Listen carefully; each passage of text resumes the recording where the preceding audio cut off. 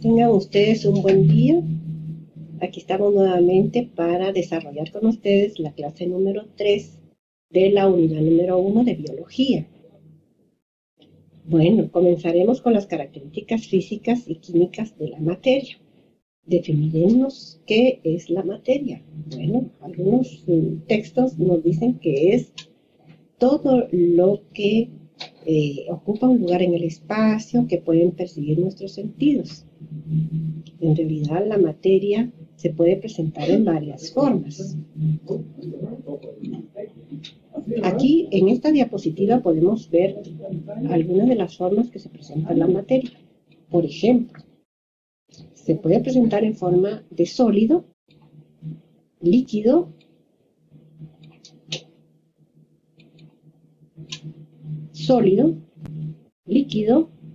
o gaseoso. Y tenemos otro estado que puede ser el plasmático. Pero si hablamos de los sólidos, vamos a ver que las moléculas que forman este compuesto están fuertemente unidas, de manera que hay poco espacio entre ellas y los movimientos son muy limitados. Y también otra característica que podemos definir es que tienen una forma definida. Sin embargo, si vemos los líquidos, va a haber mayor espacio intermoleculares entre las moléculas y van a ocupar, si ocupan un recipiente, van a adoptar la forma de este recipiente, o sea que no tienen forma definida, sino que adoptan la forma del recipiente que los contiene. Y en este caso estamos viendo los gases. Observen, los espacios intermoleculares son aún mayores. Estas moléculas, sus movimientos son amplios e incluso si destapamos este frasco, estas pueden salir y ocupar todo el espacio del medio que los circundante, pero tampoco tienen forma definida. Es decir, en estos tres estados generalmente podemos observar la materia. Tenemos un cuarto estado que últimamente ha sido muy utilizado en la tecnología, el plasma. Y muchos de los cuerpos celestes, como es el Sol y los planetas, tienen aún estado plasmático,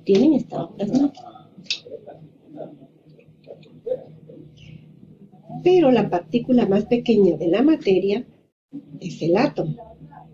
Se puede definir como son partículas básicas de los elementos también. O sea, un elemento está formado por varias partículas iguales, o sea, átomos. Y constan de varias partículas subatómicas. Aquí vamos a ver que cada átomo, por ejemplo, en el caso que vemos acá, este es un átomo, la representación de un átomo, tiene varias partículas. Aquí, en esta parte central, que llamamos núcleo, va a tener neutrones y va a tener protones. Y en la envoltura, que se encuentra alrededor del núcleo, vamos a tener electrones. Es decir, que la masa de este átomo va a estar concentrada acá, en esta parte central, llamada núcleo, y que está formada por protones y neutrones. Protones y neutrones. Y tenemos en la envoltura, que es esta parte que ustedes ven acá, los electrones que se encuentran realizando movimientos elípticos llamados orbitales a diferentes distancias del núcleo. Y esto es lo que llamamos niveles de energía, porque cada átomo tiene diferentes niveles de energía.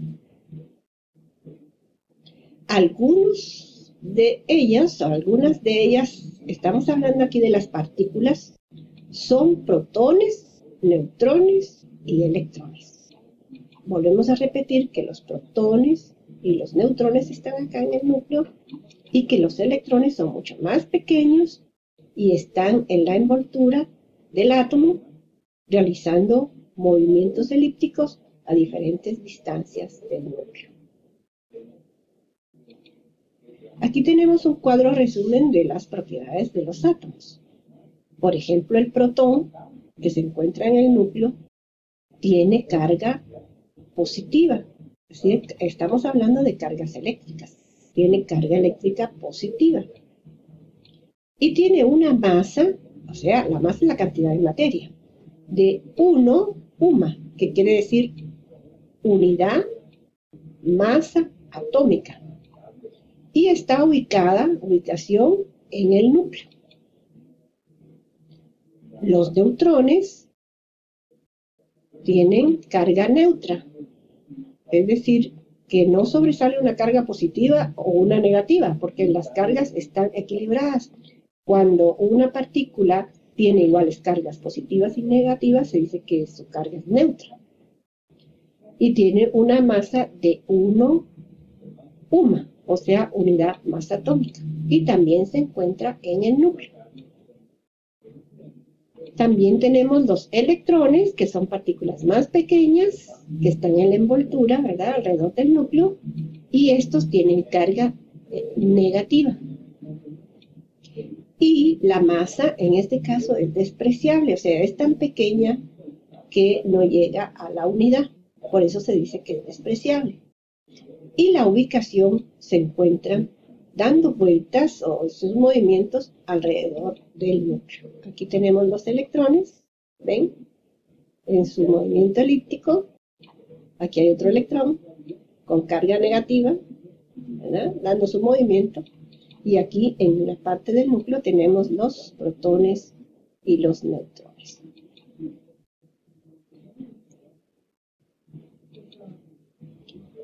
Bueno, continuamos hablando del átomo. Nosotros podemos decir que cada átomo tiene un número atómico, una masa atómica. ¿Pero qué es el número atómico y la masa atómica? Bueno, el número atómico es cada átomo contiene un número fijo de protones. Es decir, que lo podemos definir como la cantidad de protones que tiene un átomo.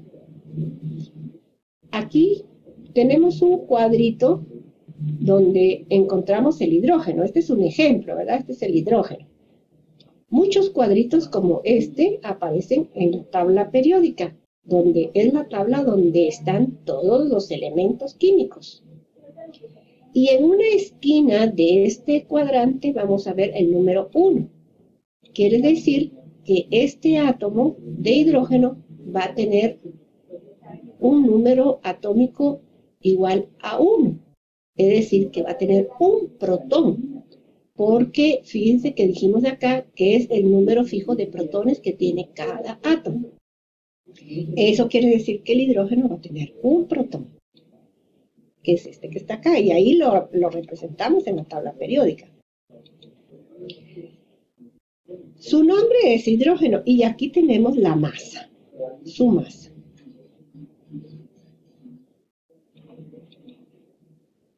Bueno, ahora vamos a definir qué es la masa. ¿Y por qué hablamos acá de masa? Bueno, dice que la masa es la suma de los protones, y neutrones, y se expresa en unidades de masa atómica, o sea, unidad masa atómica. Es decir, que si yo sumo, vamos a regresar a la diapositiva anterior, donde tenemos el dibujo acá. Si yo sumo los protones y los neutrones que están en el núcleo, voy a tener la masa. Quiere decir que la masa es la suma de los protones y de los neutrones. Y se explica, puesto que observamos acá que la mayor concentración de la masa, o sea, de la cantidad de materia que hay en este átomo, está concentrada acá en el núcleo. Entonces la masa es la suma de los protones y neutrones. Continuamos con nuestras diapositivas. Aquí tenemos otra característica que tienen algunos átomos, que son los isótopos. Bueno, a veces se nos salen un poquito las reglas, ¿verdad? Aquí tenemos que es masa y decimos que es la cantidad de protones y neutrones y tenemos acá el número atómico. Pero cuando hablamos de isótopos, nos referimos a que hay elementos que pueden cambiar su número de masa. O sea que la masa puede cambiar. El número de átomos, o sea, el número atómico no cambia. Cada elemento es fijo, tiene su número atómico. Y esto no puede cambiar.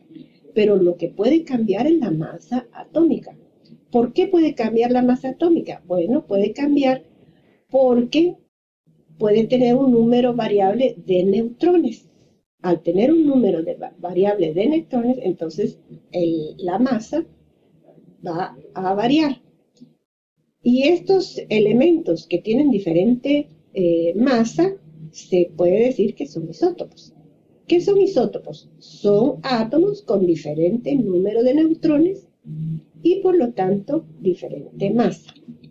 Volvemos otra vez a nuestra figura anterior para observar que aquí hay igual número de protones y neutrones. Los protones son fijos, se tienen que mantener porque es lo que nos indica a qué elemento pertenece.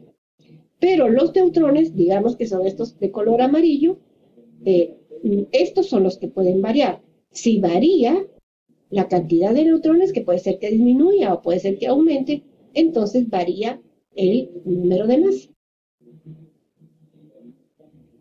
Y esos, por ejemplo, tenemos el carbono 12, el carbono 13. El número del carbono es 12. El número atómico es fijo. Y se supone que si tiene 12 protones, tiene 12 electrones. Pero si cambia el número de electrones, de neutrones, podremos decir que el carbono puede decirse que tiene, hay un carbono 13 o un carbono 14. Es decir, que puede cambiar el número de masa.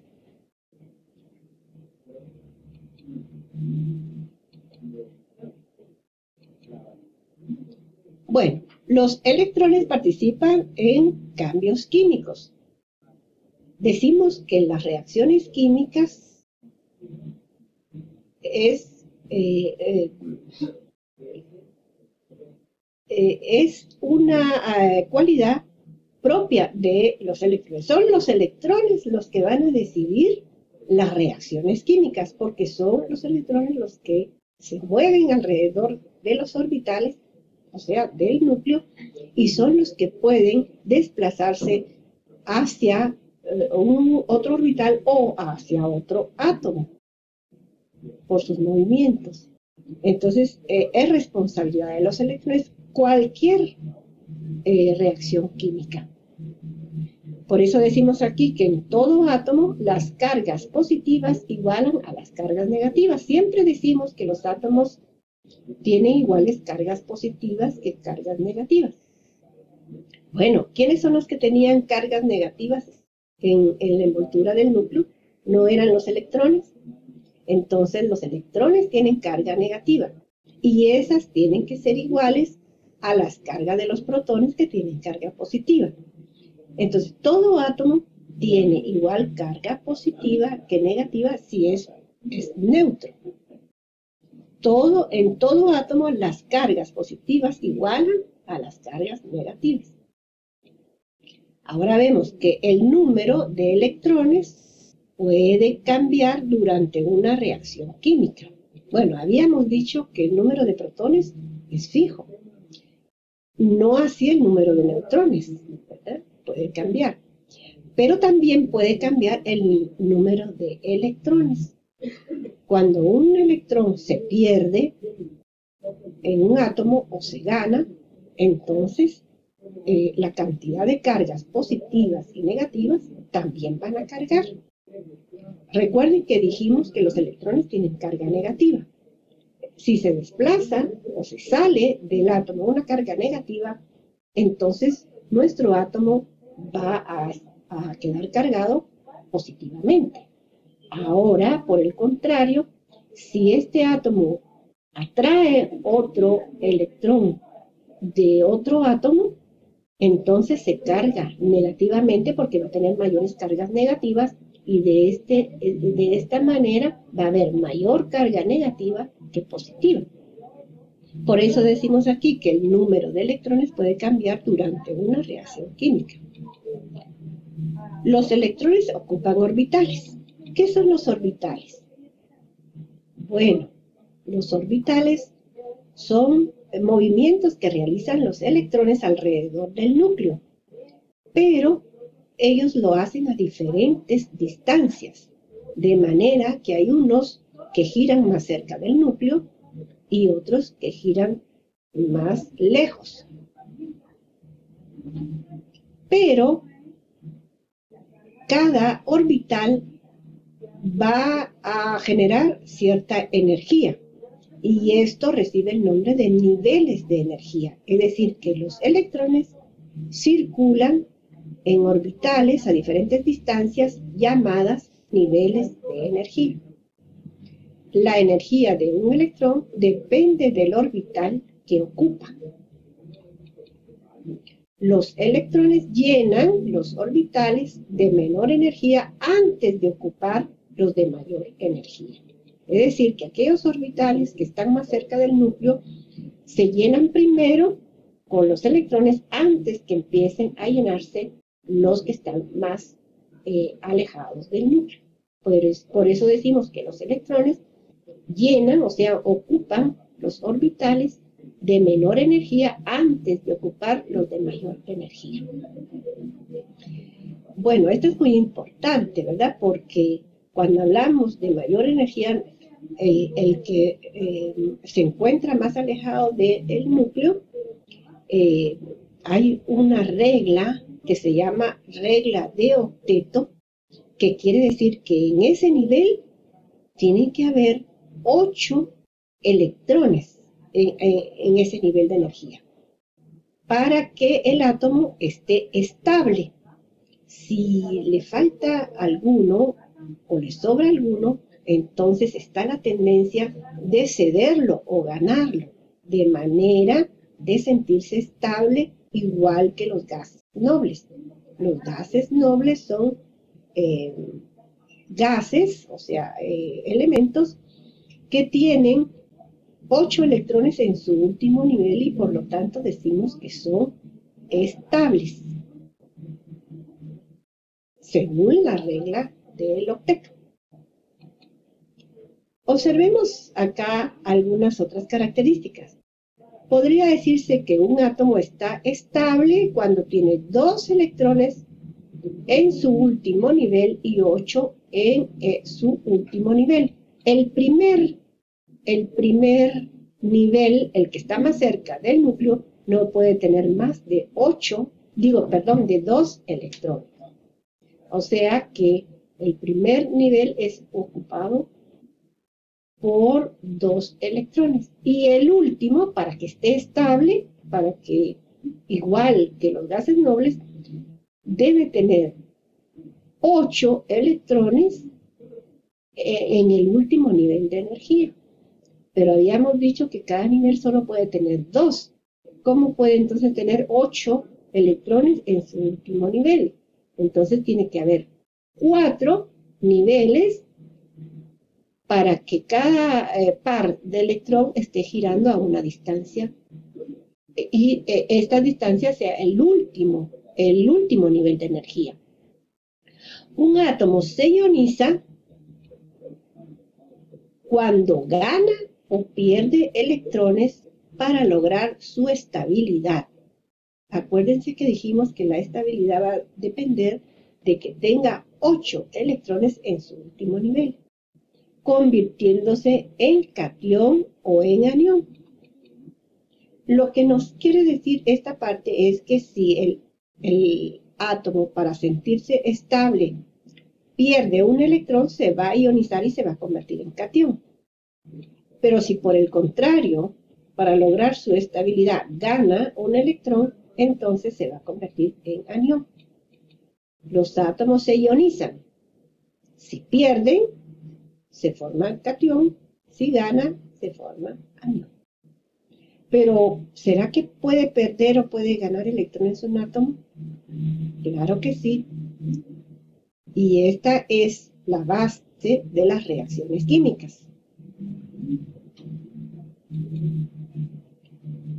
Bueno, vamos a ver qué es una molécula y qué es un compuesto. Bueno, moléculas son sustancias que están formadas por dos átomos o más, dos o más átomos.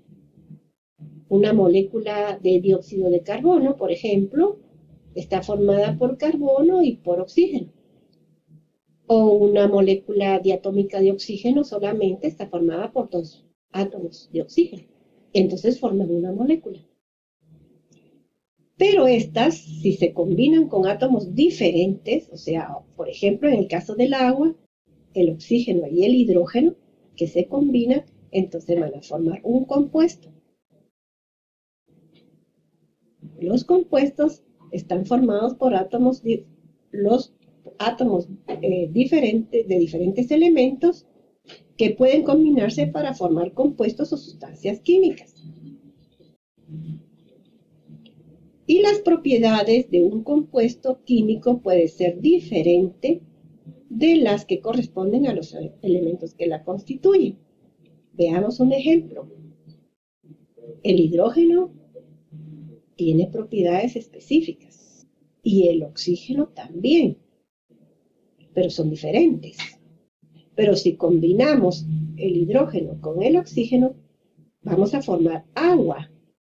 Y entonces el agua va a tener propiedades diferentes de las que tenían el oxígeno y el hidrógeno separados. Entonces, por eso es que dice que las propiedades de un compuesto nos referimos a la unión del oxígeno y el hidrógeno, puede ser diferente de las que corresponden a los elementos. De los elementos en este caso era el oxígeno y el hidrógeno que la constituyen.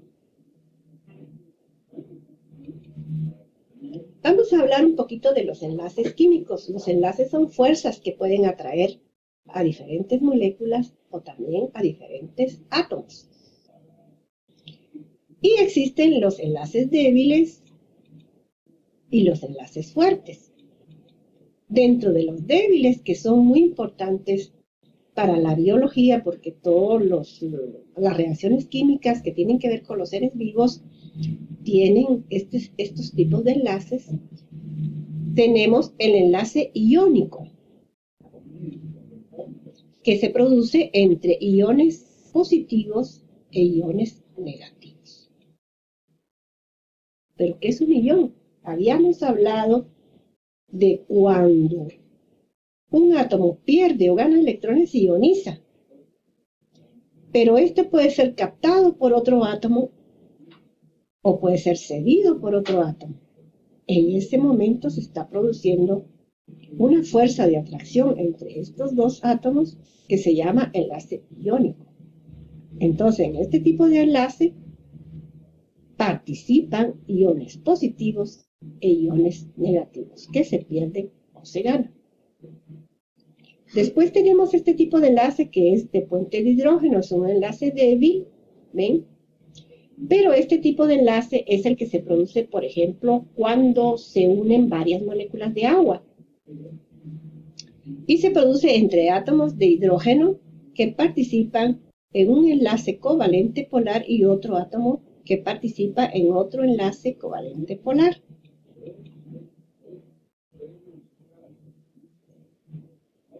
Vamos a ver una diapositiva que tenemos aquí adelante para que ustedes puedan ver acá, ¿eh? Esta es una molécula de agua, esta es una molécula de agua y esta es una molécula de agua. Para formar una gota de agua, ¿cuántas moléculas de agua tenemos que unir? Un montón. Y aquí tenemos una representación de cómo se produce este tipo de enlace de puente de hidrógeno. Aquí tenemos de color verde cómo se simboliza el puente de hidrógeno, ¿ven? Y el oxígeno lo estamos representando de color rojo y el hidrógeno de color azul. Entonces aquí tenemos en una molécula de agua oxígeno e hidrógeno unidas a otra molécula de agua, pero fíjense que en este caso no se está uniendo hidrógeno con hidrógeno, sino que se une hidrógeno con electrones de la otra molécula de agua. O sea, el hidrógeno con los electrones que no es del hidrógeno, o sea, del carbono, perdón, del oxígeno, con electrones del oxígeno. Aquí igual, electrones del oxígeno con un electrón del hidrógeno. Electrones de oxígeno con un electrón de hidrógeno. Electrón de hidrógeno con electrón de hidrógeno, y así sucesivamente. Este tipo de enlace se llama enlace de puentes de hidrógeno. Y es un enlace débil porque se forma rápidamente, pero así como se forma, se puede volver a deshacer. Bueno, disculpen que pasé las pantallas un poco rápido y regresamos otra vez a nuestra pantalla que teníamos. También tenemos enlaces fuertes. Un enlace fuerte es el enlace covalente. Casi todos los compuestos que ocurren en los seres vivos, donde participan reacciones químicas, la mayoría de este tipo de enlace que une moléculas y átomos son enlaces fuertes y fundamentalmente de enlaces covalentes, polar y no polar. Aquí en los enlaces covalentes hay una diferencia con los enlaces débiles. Y es que en este caso los electrones no se ceden ni se ganan, sino que se comparten. Entonces se produce al compartir pares de electrones. Si se comparten por pares iguales, el enlace es no polar. Y si se comparten de forma desigual, el enlace es covalente polar. ¿A qué nos referimos con enlaces si se comparten de forma desigual o de forma igual? Es porque casi todos los elementos tienen fuerzas de atracción, pero no son de la misma naturaleza. Algunos tienen mayores fuerzas que otras.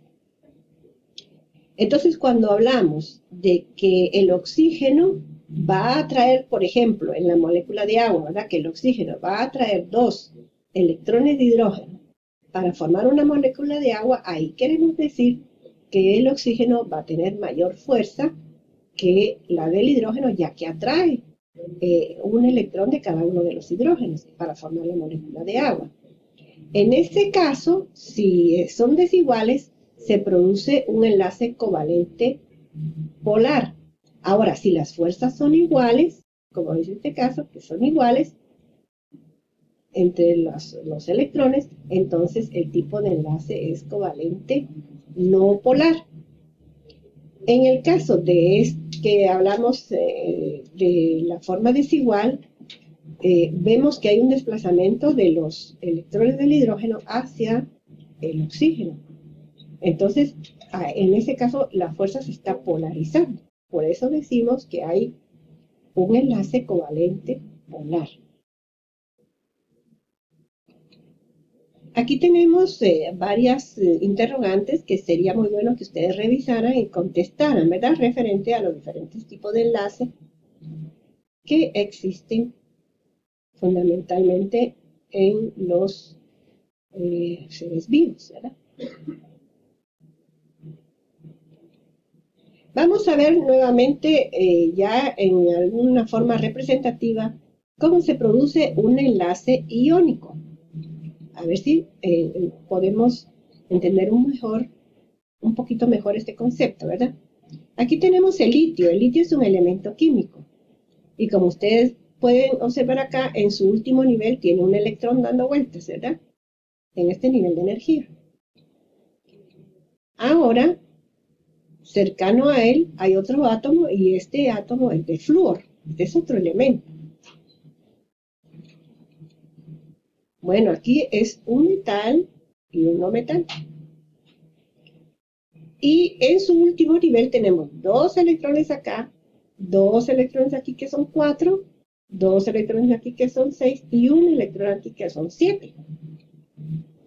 En el último nivel, ¿verdad? No contamos este porque este sería el primer nivel, ahí solo pueden haber 2, pero en el último nivel tenemos 7 electrones. ¿Qué significa eso? Que para que este átomo esté estable, necesita ganar un electrón. Entonces lo obtiene acá del litio. Observen, el litio cede un electrón para complementar el octeto. Aquí tenemos ya el resultado final. El litio cedió el electrón, pero cuando cede un electrón, como el electrón tiene carga negativa, entonces este átomo ha quedado cargado positivamente. Por eso aquí tenemos este símbolo más, que quiere decir positivo. Entonces, el litio cedió su electrón y se cargó positivamente. En este caso se formó un catión. Ahora el flúor aceptó el electrón cedido, completando así su octeto 2, 4, 6, 8, pero aumentó aquí una carga negativa, ya que aceptó el electrón de litio. Tiene una carga negativa más. En ese caso, este átomo se cargó negativamente. Por eso aquí tenemos el signo menos, que quiere decir que este átomo se ionizó y se cargó negativamente y por lo tanto se va a llamar anión. Perdón. Aquí tenemos otro ejemplo. Este es el cloro y este es el sodio. Bueno, ustedes saben que la combinación del cloro y el sodio forma la sal común, cloruro de sodio, que es una sal que nosotros ingerimos a veces con los alimentos. Es el mismo caso de este tipo de enlace. La unión de estos dos átomos va a formar una molécula, pero el tipo de enlace es iónico. Observemos acá cómo el cloro cede un electrón, mírenlo aquí, para estabilizar la molécula. El sodio cede un electrón para estabilizar la molécula de cloro, porque el cloro tiene 2, 4, 5 y 7 electrones en el último nivel. Entonces, para estabilizarse y completar el octeto, aceptó un electrón del sodio. De esta manera se estableció un equilibrio, ¿verdad? Pero el sodio es un metal y el cloro es un no metal.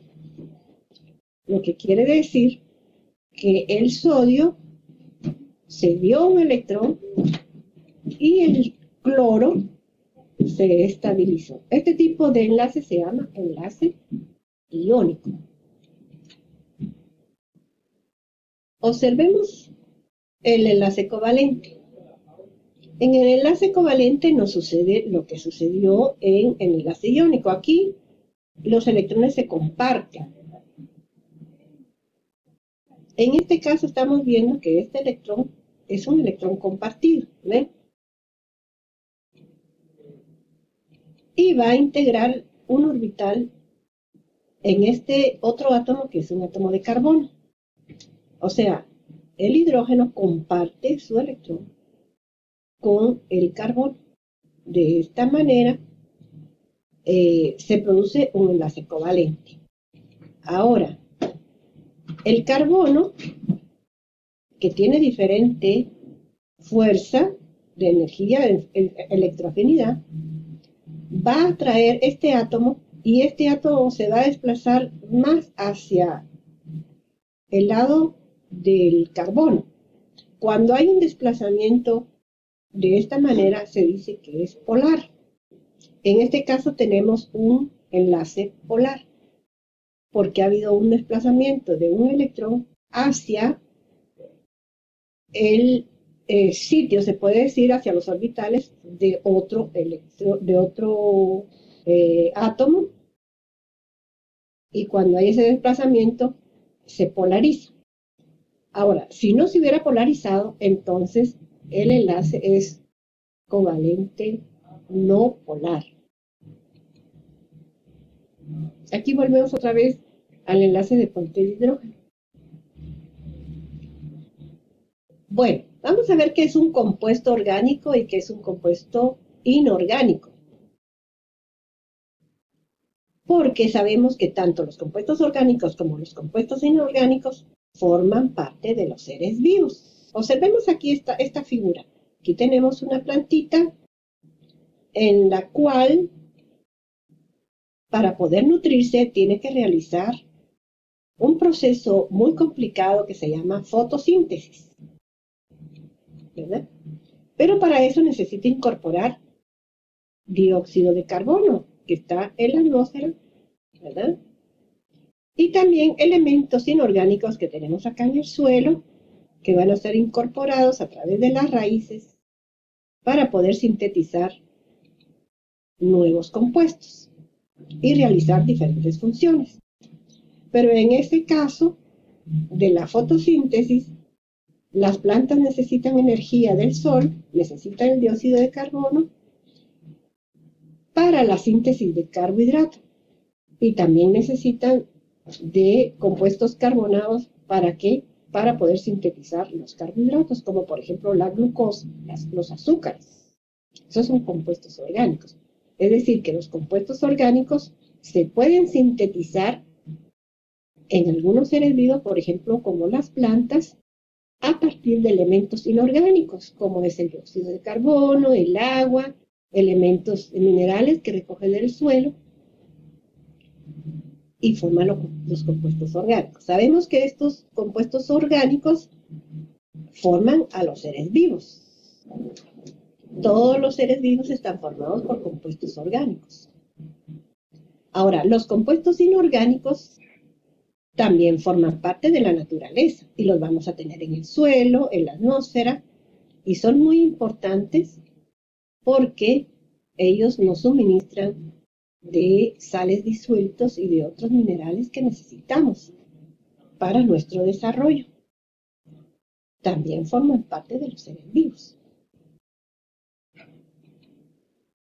Aquí tenemos algunos elementos muy importantes para los seres vivos. Por ejemplo, el oxígeno.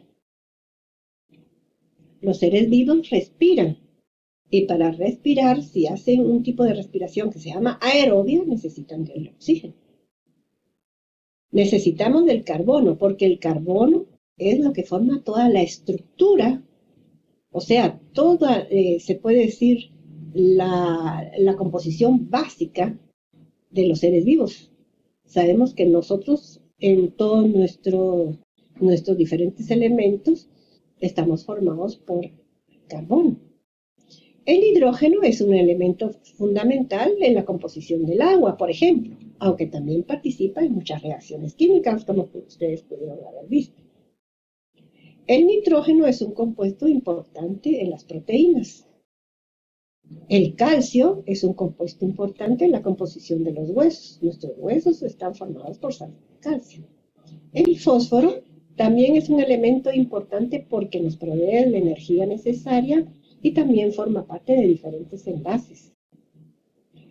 El potasio y el sodio son elementos muy importantes porque estos hacen que nosotros podamos incorporar a nuestra célula, ayudan al transporte activo.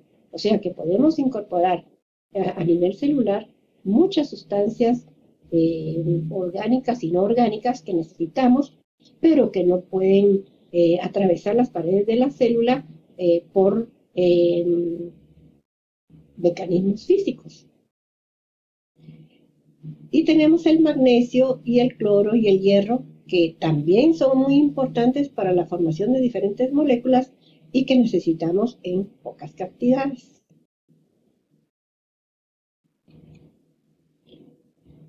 Bueno, esta molécula que vemos acá es una molécula que forma el compuesto orgánico más simple, más sencillo que existe, que es el metano. está formado por una molécula de carbono, aquí, y el carbono tiene la característica que tiene 4 enlaces libres que son ocupadas acá por 4 oxígenos. Cada enlace es ocupado por 4 oxígenos. Y esto se debe porque el carbono en su último nivel solo tiene 4 electrones.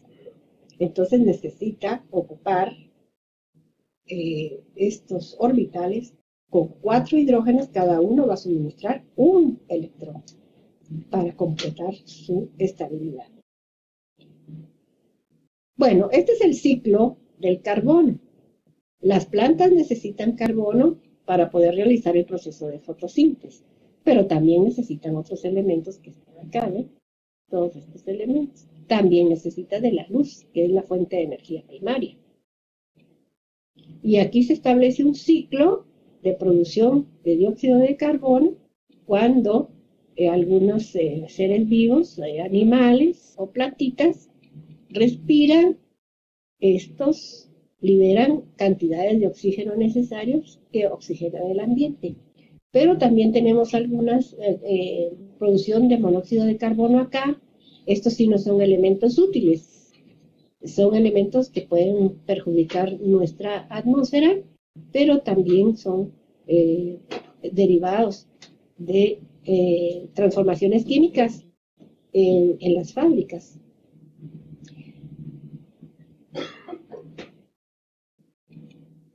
Bueno, sigamos hablando del carbono. El carbono es nuestro elemento estrella en la formación de los seres vivos, porque es el componente fundamental de la materia viva. O sea, el carbono es el componente fundamental de la materia viva. Toda nuestra estructura está básicamente formada por carbonos. Es el principal elemento de los compuestos orgánicos.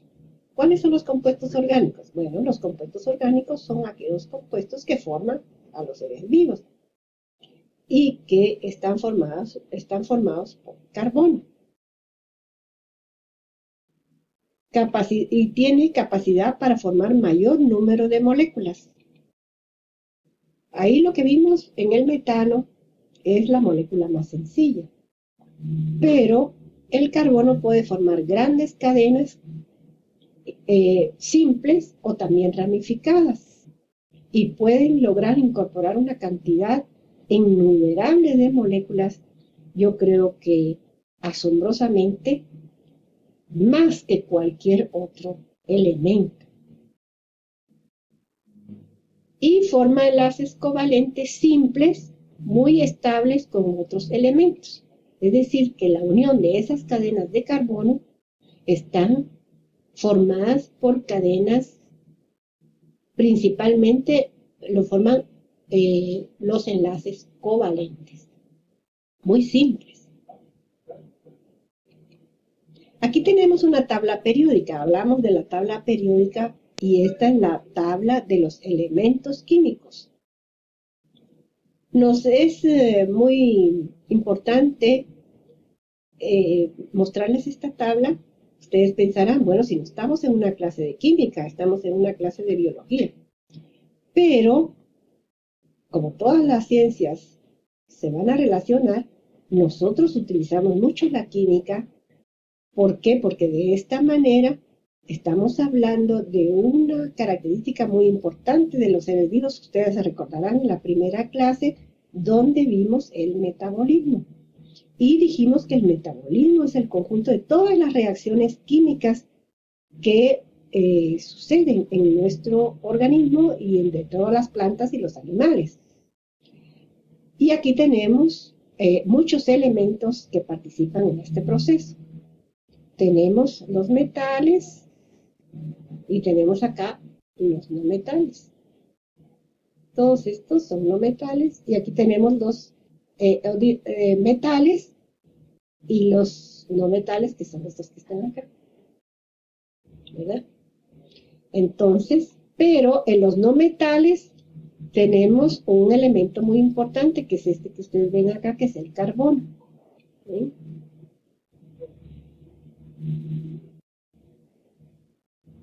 Entonces, este carbono es muy importante porque es el que forma la estructura de los compuestos orgánicos.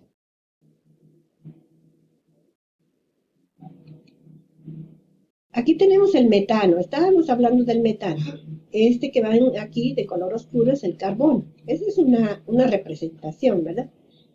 En el espacio tridimensional de una molécula de metano, que es la molécula más pequeña. Entonces, estas que están acá de color blanco representan los hidrógenos. Aquí lo tenemos, ¿ven? El carbono en medio y un hidrógeno, dos hidrógenos, tres hidrógenos y cuatro hidrógenos. Aquí tenemos en la parte del subsuelo este gas, que es el metano, ¿verdad? En un mar helado del océano, para que nos informemos dónde podríamos encontrar metano.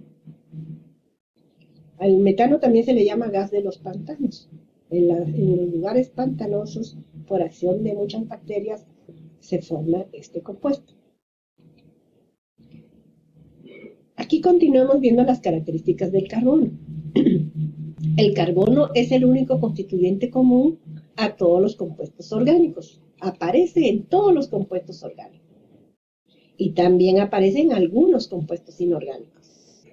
El carbono es singular porque posee la capacidad de enlazarse sucesivamente a otro átomo de carbono formando cadenas y anillos de tamaño variable. Es decir, es capaz de formar grandes moléculas en cadenas, en anillos, de diferentes maneras. Observen, aquí abajo se ve cadenas, anillos, ¿ven?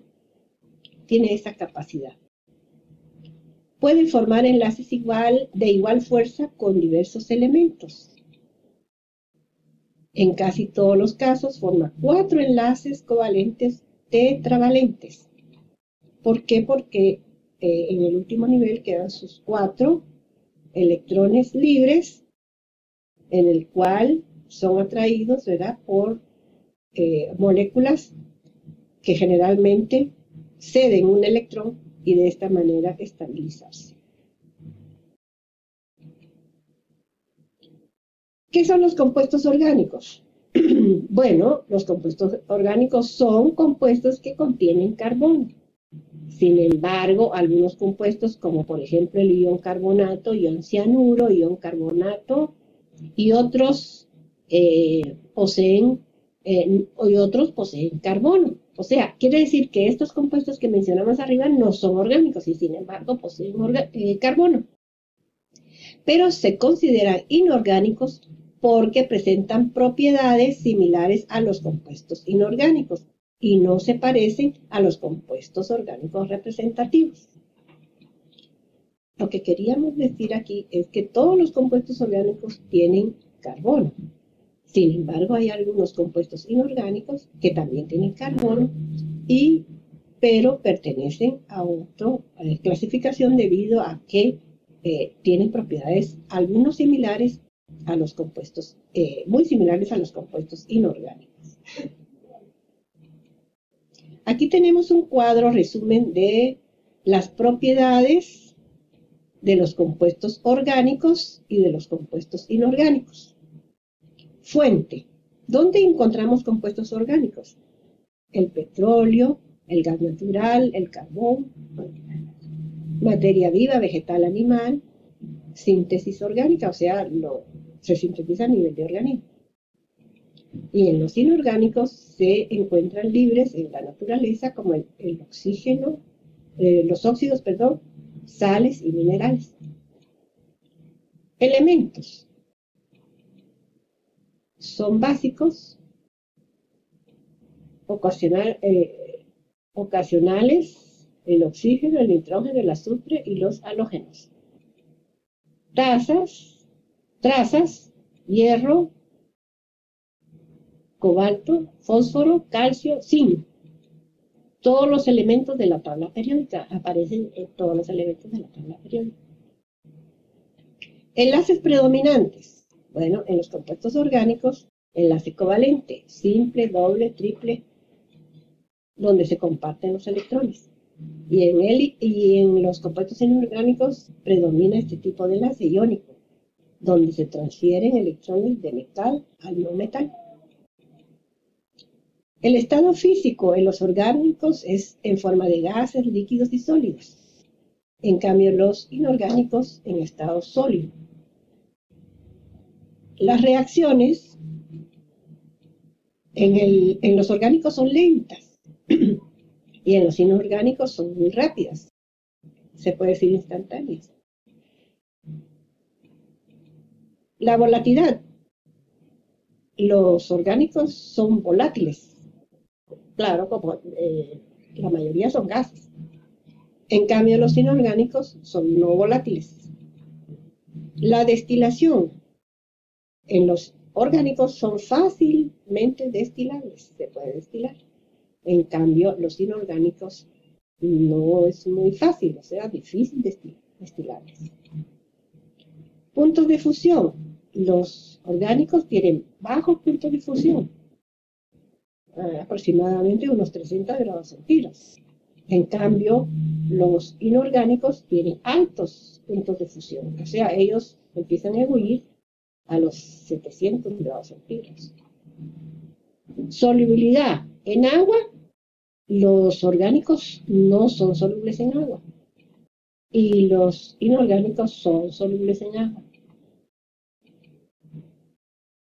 En solventes orgánicos, los orgánicos son solubles y los inorgánicos son no solubles. Los puntos de ebullición son bajos en los orgánicos, altos en los inorgánicos. Estabilidad frente al calor, muy poco estables, son combustibles. Por ejemplo, la gasolina. Y los inorgánicos son muy estables y no arden. La velocidad de reacciones a temperatura ambiente es lenta en los orgánicos y en los inorgánicos es rápida. Catalizadores. Los catalizadores son los que aceleran o retardan reacciones químicas. Aquí los catalizadores se utilizan con frecuencia, los orgánicos, y no se utilizan con frecuencia los inorgánicos. Y conductividad en solución, o sea, conducen la electricidad. Los orgánicos no conducen corrientes eléctricas y los inorgánicos conducen la corriente eléctrica. Las fuerzas intermoleculares son débiles en los compuestos orgánicos y altos en los compuestos inorgánicos. Como ustedes pueden ver, hay muchas diferencias, ¿verdad? Entre los compuestos orgánicos y los compuestos inorgánicos.